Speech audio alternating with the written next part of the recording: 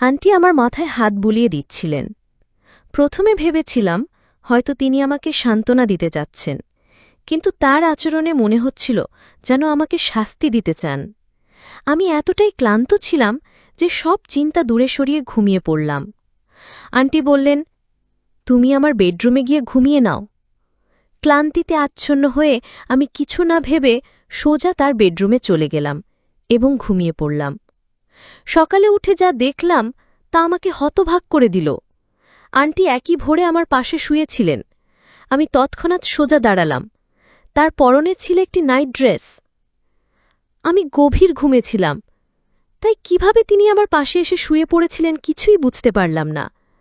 আমার শার্টটি তখন আমার গায়ে ছিল না। আন্টিকে দেখতে খুবই আকর্ষণীয় লাগছিল। তিনি সবসময় শাড়ি পরতেন, যা তাকে আরও সুন্দর দেখাত। একটু স্বাস্থ্যবান হওয়ায় তার চেহারায় এক ধরনের আলাদা আভা ছিল। তবে এলাকায় সবাই তাকে নিয়ে গুঞ্জন করত, কারণ তিনি প্রায়ই বারান্দায় বসে নাইট ড্রেসে থাকতেন। আমার নাম সৌরভ। আমি একটি মধ্যবিত্ত পরিবারের ছেলে। আমরা শহরের একটি ব্যস্ত এলাকায় থাকতাম।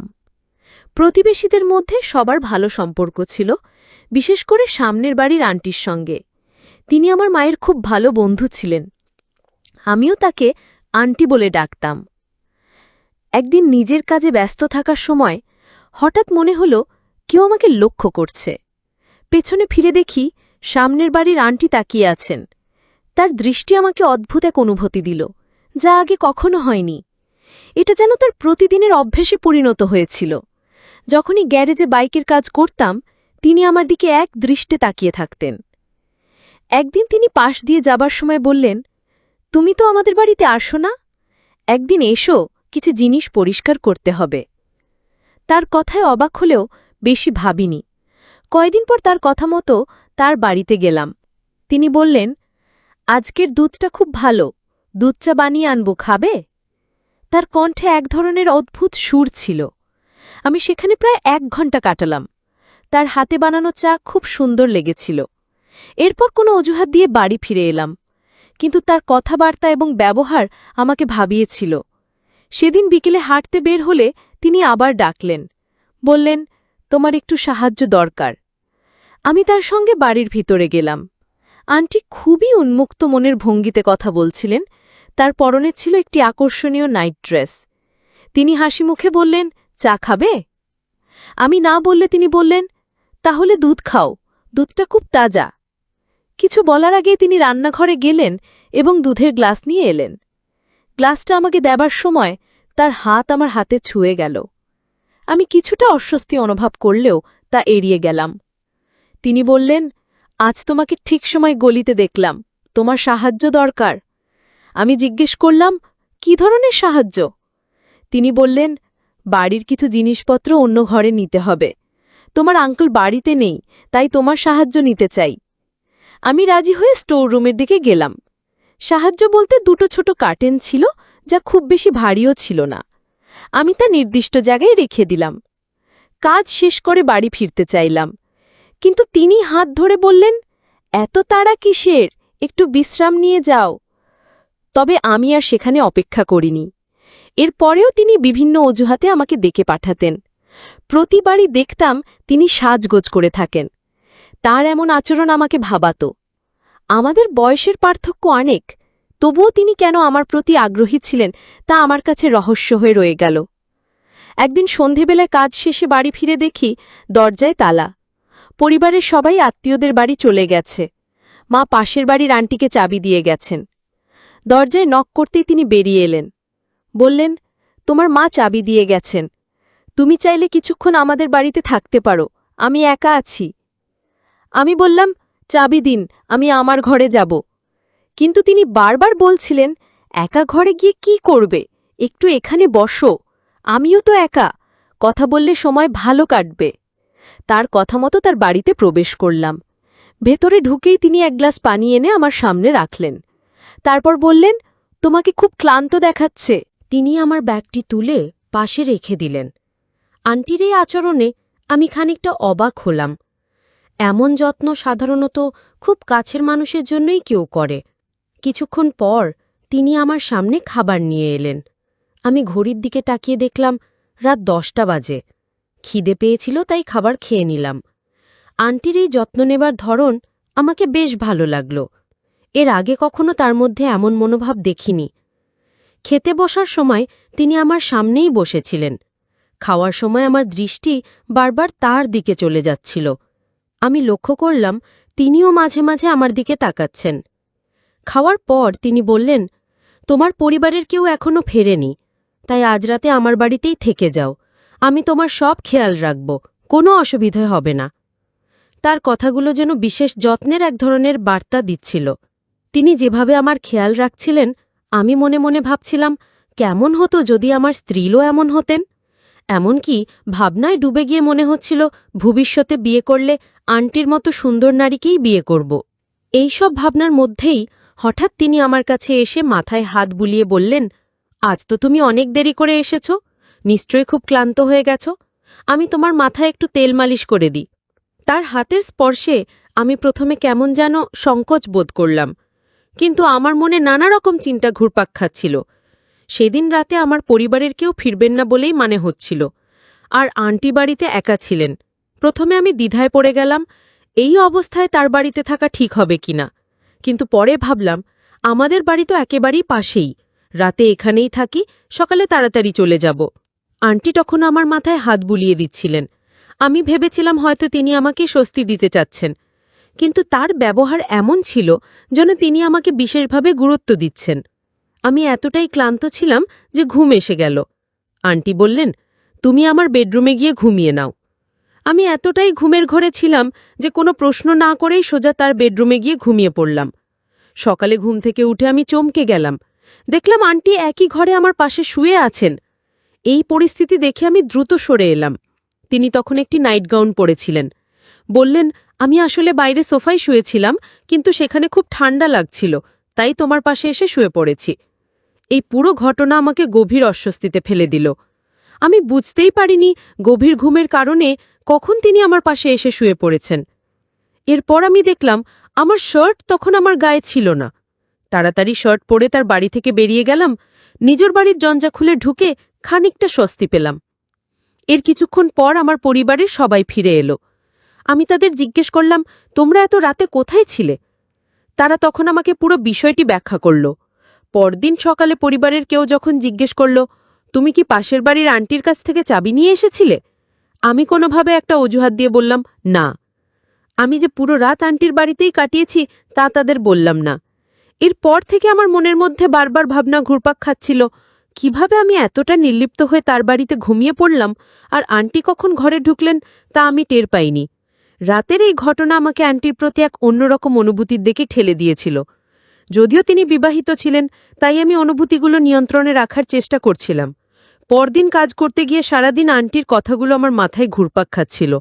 তার ব্যবহারে একটা আলাদা আকর্ষণ ছিল। আমি নিজেকে বারবার সামলানোর চেষ্টা করছিলাম। একদিন সন্ধ্যায় গলির পাশ দিয়ে হাঁটতে গিয়ে দেখলাম আন্টির বাড়ির দরজা বন্ধ। প্রতিদিন এই পথ দিয়ে যাওয়ার সময় তাকে বারান্দায় দেখা যেত। তিনি সবসময় সুন্দর করে সাজগোজ করে বারান্দায় বসে থাকতেন, কিন্তু সেদিন তাকে কোথাও দেখা গেল না। এই পরিস্থিতি আমাকে আবার ভাবনায় ফেলে দিল। বারবার তার কথা মনে হচ্ছিল তাকে একবার দেখার খুব প্রয়োজন। এভাবেই আমার মনের অস্থিরতা বাড়তে থাকে। সেদিন সকালে প্রতিদিনের মতো আমি বাইরে বেরিয়েছিলাম। আন্টিকে সাধারণত বারান্দায় দেখা যেত, কিন্তু সেদিন তাকে কোথাও দেখা গেল না। আমি কিছুটা উদ্বিগ্ন হয়ে তার বাড়ির দিকে এগুলাম। তার দেখা না পেয়ে মনে অদ্ভুত এক অস্থিরতা কাজ করছিল। তার বাড়ির দরজার কাছে গিয়ে ভেতর থেকে মানুষের কথোপকথনের শব্দ শুনলাম। মনে হলো হয়তো তার বাড়িতে কেউ এসেছে, তাই বিরক্ত না করে নিজের বাড়িতে ফিরে এলাম। তবে সারাদিন তার কথা মাথা থেকে সরছিল না। মনে হচ্ছিল তাকে একবার দেখার খুব প্রয়োজন। এই চিন্তায় বারবার মন অস্থির হচ্ছিল। সন্ধ্যা পর্যন্ত অপেক্ষা করলাম, কিন্তু আন্টি বাড়ি থেকে বেরোলেন না।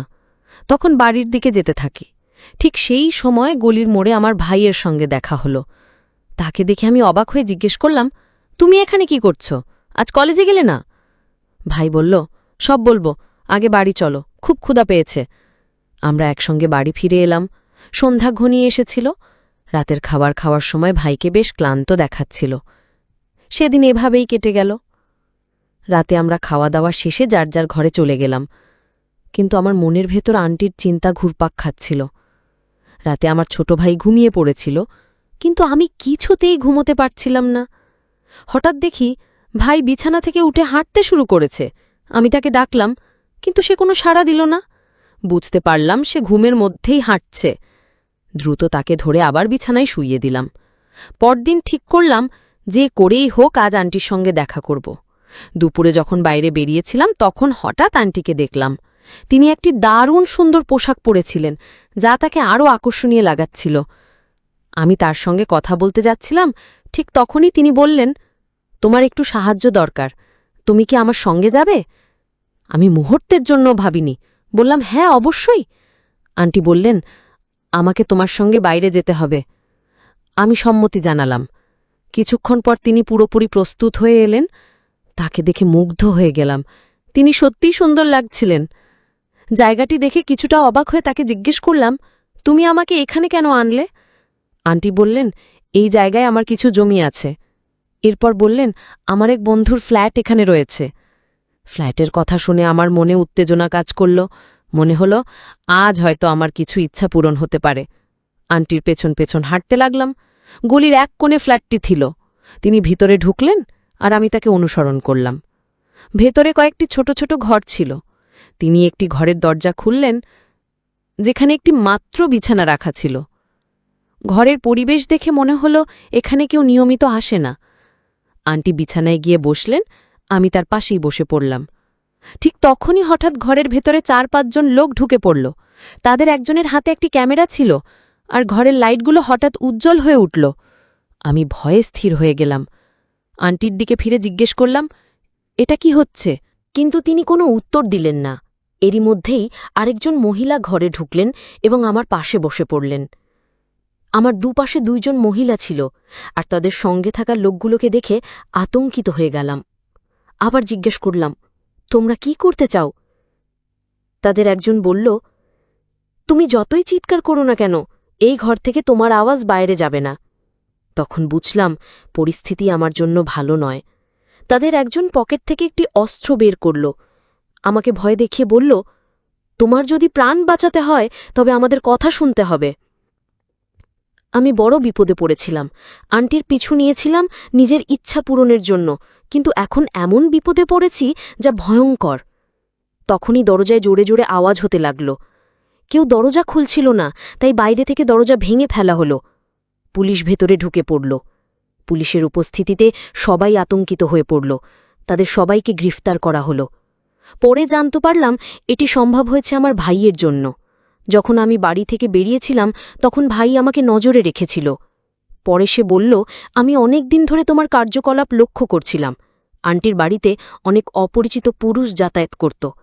প্রথমে শুধু সন্দেহ ছিল, কিন্তু সেটা প্রমাণের জন্য কিছু করা সম্ভব ছিল না। সেদিন তোমার পিছু নিয়ে পুরো বিষয়টি পুলিশের নজরে আনি। পুলিশ দ্রুত ব্যবস্থা নেয়। সেই ফ্ল্যাগটি ছিল একটি ফাঁদ।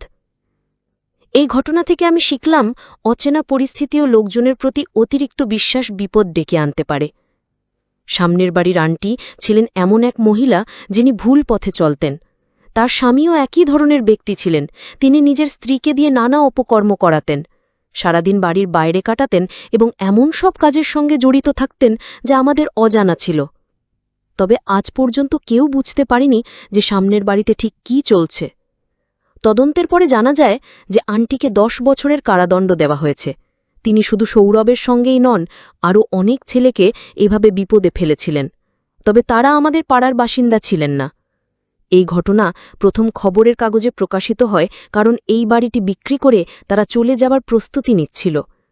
চলে যাবার আগে তারা সৌরভকে প্রতারণার শিকার করতে চেয়েছিল এবং তার একটি ভিডিও বানিয়ে তাকে ব্ল্যাকমেল করার পরিকল্পনা করেছিল। তার কাছ থেকে প্রচুর টাকা হাতিয়ে নেওয়ার চেষ্টা করেছিল, কিন্তু সৌরভের ভাইয়ের সতর্কতার কারণে সেই ফাঁদ থেকে রক্ষা পায়। আপনাদের সবাইকে একটি পরামর্শ দেওয়া দরকার। কখনোই এমন কোনো মহিলার প্রলোভনে পড়বেন না যিনি আপনাকে তার বাড়িতে ডেকে নেন। মনে রাখবেন, সব নারী খারাপ নয়, তবে অপরিচিত কারোর বাড়িতে একা প্রবেশ করা অত্যন্ত ঝুঁকিপূর্ণ। যে কোনো সময় বিপদ ঘটতে পারে। গল্পে দেখা যায় পাশের বাড়ির আন্টি প্রথমে সৌরভের মনে এক ধরনের প্রভাব ফেলে, ধীরে ধীরে তার মনোযোগ আকর্ষণ করতে থাকেন। এটি একটি সাধারণ বাস্তবতা যে অপরিচিত ব্যক্তির প্রতি আকর্ষণ অনেক সময় বিপদের কারণ হতে পারে। সৌরভ না বুঝেই তার ফাঁদে পড়ে যায়। অপরিচিত কারোর প্রতি অতিবিশ্বাস বা ঘনিষ্ঠতা ঝুঁকিপূর্ণ হতে পারে। নিজের সুরক্ষার জন্য সবসময় সতর্ক থাকা উচিত। আন্টি যখন সৌরভকে তার সঙ্গে যেতে বলেন তখন সে কোনো কিছু না ভেবেই রাজি হয়ে যায়। পরে সে বুঝতে পারে এটি একটি বড় ধরনের ফাঁদ। কোনো প্রলোভন বা আবেগের বশে সিদ্ধান্ত নেওয়া উচিত নয়। যে কোনো প্রস্তাবে সাড়া দেওয়ার আগে সেটি নিয়ে ভাবা এবং যাচাই করা জরুরি। গল্পে দেখা যায় সৌরভের ভাইয়ের দ্রুত পদক্ষেপ এবং পুলিশের সাহায্য নেওয়ার জন্য সে আগেই প্রস্তুতি নিয়ে রেখেছিল। এর ফলে সৌরভ রক্ষা পায়। এটি আমাদের পরিবারের প্রতি দায়িত্ব এবং একে অন্যের প্রতি বিশ্বাসের গুরুত্বকে সামনে আনে। পরিবার আমাদের জীবনের সবচেয়ে বড় সুরক্ষা। তাদের সঙ্গে ভালো সম্পর্ক বজায় রাখা এবং প্রয়োজনের সময় সাহায্য চাওয়াও খুবই গুরুত্বপূর্ণ। গল্পটি আমাদের একটি বড় শিক্ষা দেয়। জীবনে অন্ধবিশ্বাস, প্রলোভন এবং অসচেতনতা আমাদের বড় ধরনের বিপদে ফেলতে পারে। অন্যদিকে সচেতনতা, সতর্কতা এবং পরিবারের সহযোগিতা আমাদের সুরক্ষিত রাখতে পারে। প্রতিটি পদক্ষেপে চিন্তাভাবনা করে সিদ্ধান্ত নেওয়া আমাদের জীবনে শান্তি এবং নিরাপত্তা আনতে সাহায্য করে। নিজের সুরক্ষার জন্য সবসময় সতর্ক থাকুন, পরিবারের সঙ্গে সম্পর্ক মজবুত রাখুন, জীবনে এই শিক্ষাগুলি কাজে লাগান। এই ছিল আজকের গল্প। গল্পটি সম্পর্কে আপনার মতামত জানাতে অবশ্যই কমেন্ট করুন। যদি গল্পটি ভালো লেগে থাকে তাহলে ভিডিওটি লাইক করুন এবং আমাদের চ্যানেলটি সাবস্ক্রাইব করুন। নতুন ভিডিওর নোটিফিকেশন পেতে বেল আইকনে ক্লিক করে অল করুন। ধন্যবাদ।